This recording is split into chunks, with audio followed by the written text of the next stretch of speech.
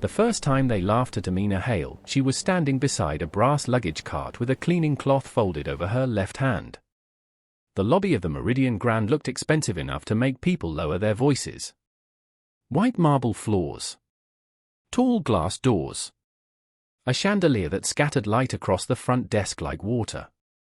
Behind the counter, two receptionists smiled at a businessman in a navy suit, handed him a room key, and called him sir 3 times before he reached the elevator.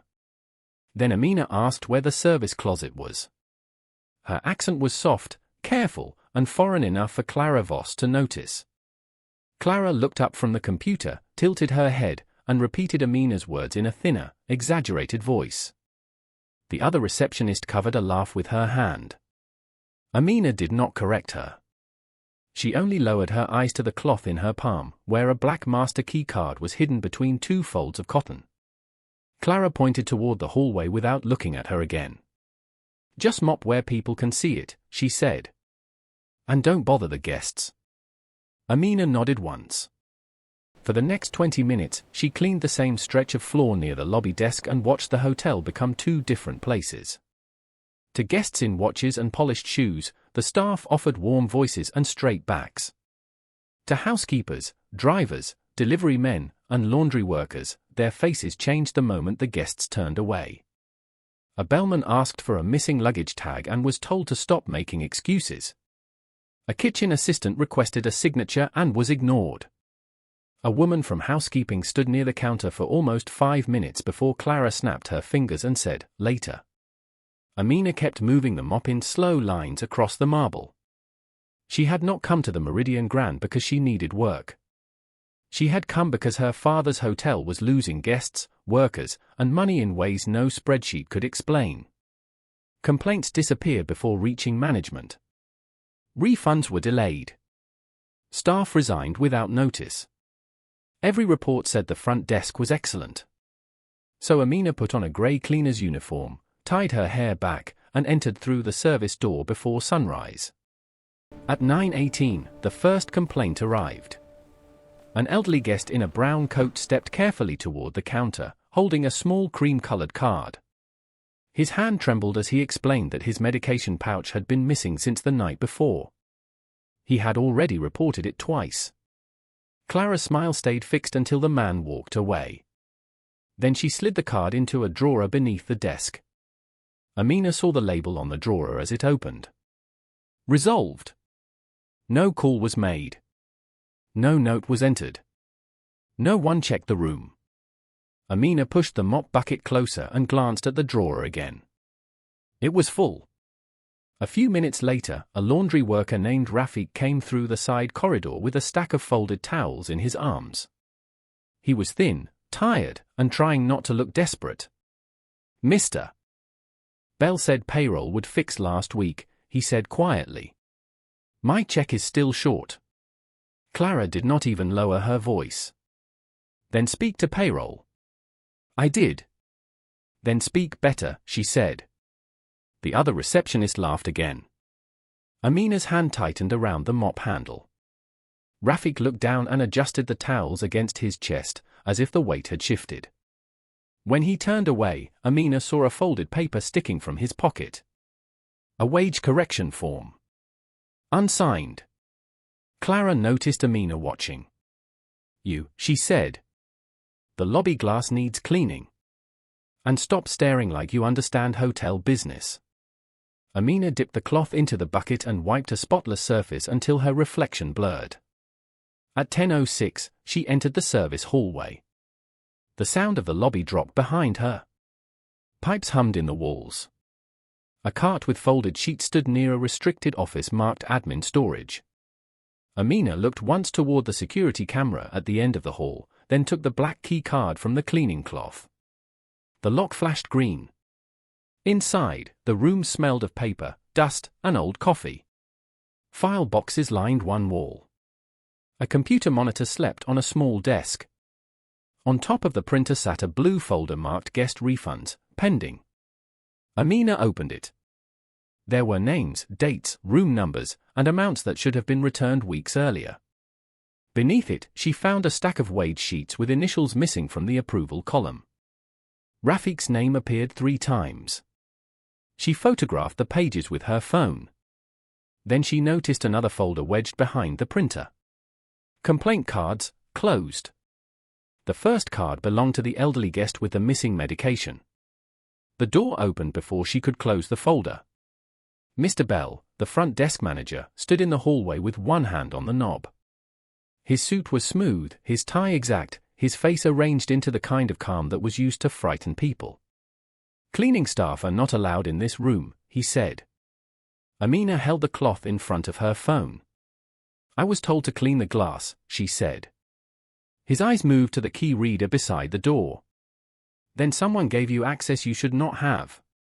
He stepped closer, lowering his voice. "If anything is missing from this office, I can have you removed before lunch. People like you don't get second chances in hotels like this." Amina looked at him for a long second. She could have said her last name then. She could have watched the color leave his face. But his hand was already near the folders, and there were still workers whose pay depended on papers that could disappear. So she bowed her head. "I understand," she said. He waited for her to leave first. Back in the lobby, the marble seemed colder than before. The elderly guest was sitting alone near the window, his coat folded over his knees. Amina saw him checking the pocket of his bag again and again. When she passed, he looked embarrassed. "I'm sorry," he said quietly. Amina stopped. "They told me someone from cleaning may have moved my things," he continued. "I should not have believed that." He opened his palm. Inside was a torn luggage tag with his room number written in blue ink. "My wife packed that pouch for me before she passed. I keep it in the same place every trip."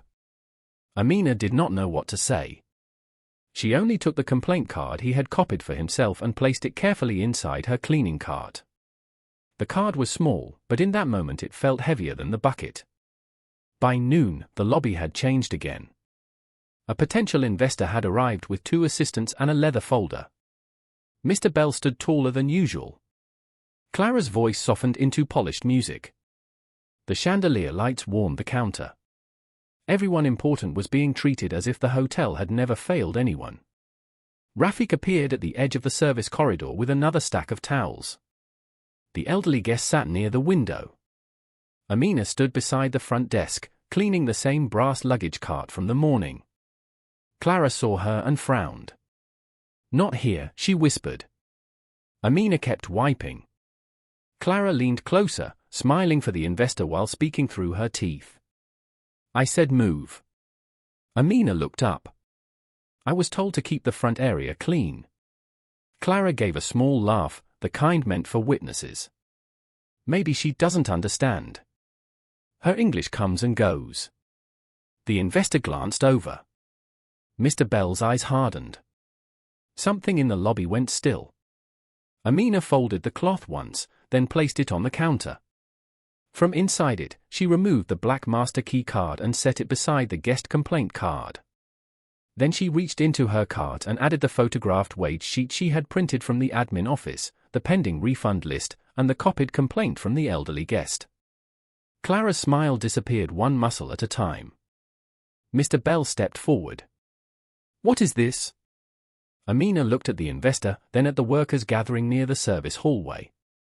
"My name is Amina Hale," she said. No one laughed at her accent this time. She took out her phone and called her father. When his voice came through the speaker, Mr. Bell looked toward the office hallway as if the walls themselves had betrayed him. Amina did not raise her voice. She did not insult Clara. She did not repeat the cruel words back to them. She asked Rafiq to stay.